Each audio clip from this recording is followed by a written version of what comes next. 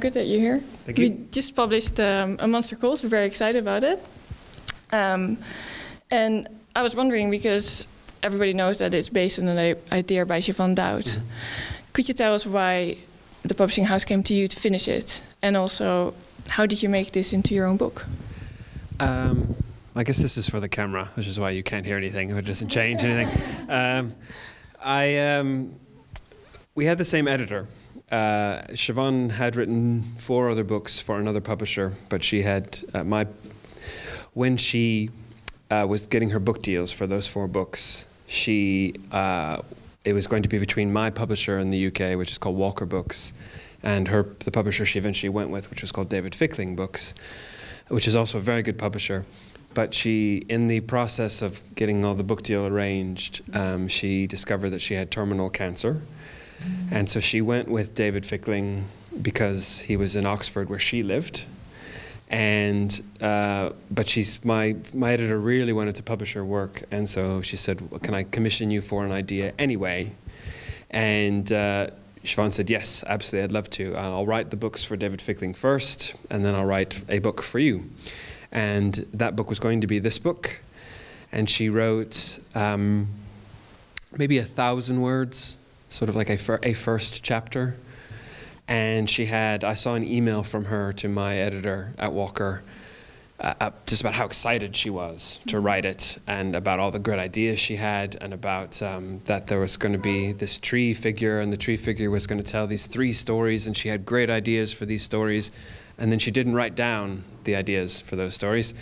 And then, very, very unfortunately, she died much sooner than anyone expected, including herself. She fully planned to write this book. And my editor just thought it was a really good idea, didn't want it to die with Siobhan, and she brought it to me. And I don't know that I'm the immediately obvious choice, because Siobhan's books were all fairly realistic settings, modern settings, and the teen books that I'd written up till then were the Chaos trilogy, which were set at a million miles away. And but I hoped that we have in common is that the wish to portray a teenager as a complex person, as a character capable of any number of things, rather than just a stereotype teenager, and also wanting to take a teenager seriously, but not so seriously there couldn't be laughs, and just treating them like the real teenagers that you meet, rather than characters in books. And this is a very long answer. I'm sorry. We're going to get through 1.5 questions. So my editor gave me this material. And my initial response was no.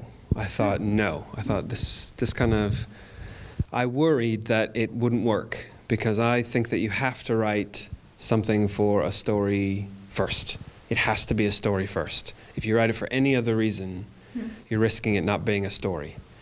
And even for the best of reasons, I was worried that I would have to write a memorial or a tribute. And that's not a story. That's a memorial or a tribute, and it's not a story. And the worst thing that could have happened is that I would write a bad book. And I was so afraid of that. And so I said, can I have complete freedom? Not because, not because of some huge ego, not because I'm right above all things, but because that's what she would have done. She would have let the story go anywhere. Yeah. And they said, yes, you can have complete freedom. And so I did, and her idea was small, but it immediately started attracting other ideas to it. So if you want to be a writer, that's what I always say is good writing advice. You know an idea works if it starts sprouting other ideas.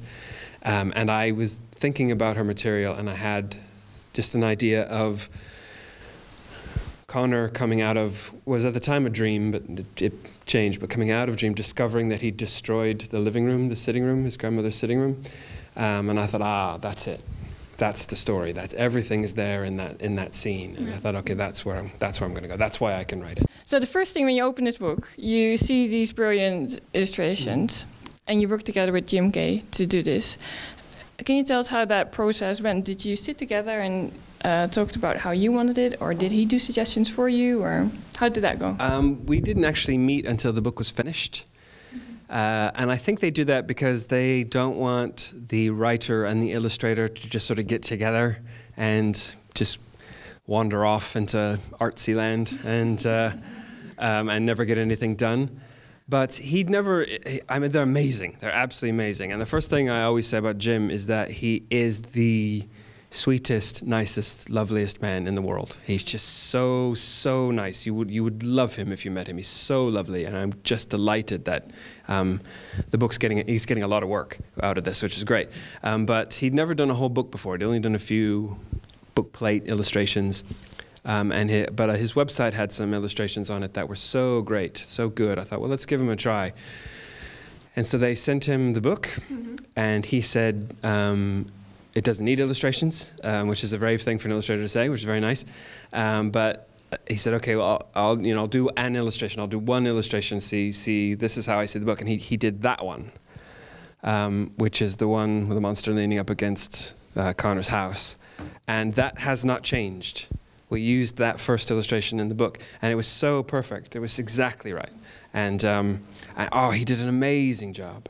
There's one illustration that goes on for 9 continuous pages with words in it and words moving in and out of it. And that, in a world where, you can read a book electronically, why not make an actual book a beautiful, beautiful thing? Yeah. That was the idea, and that's absolute pleasure.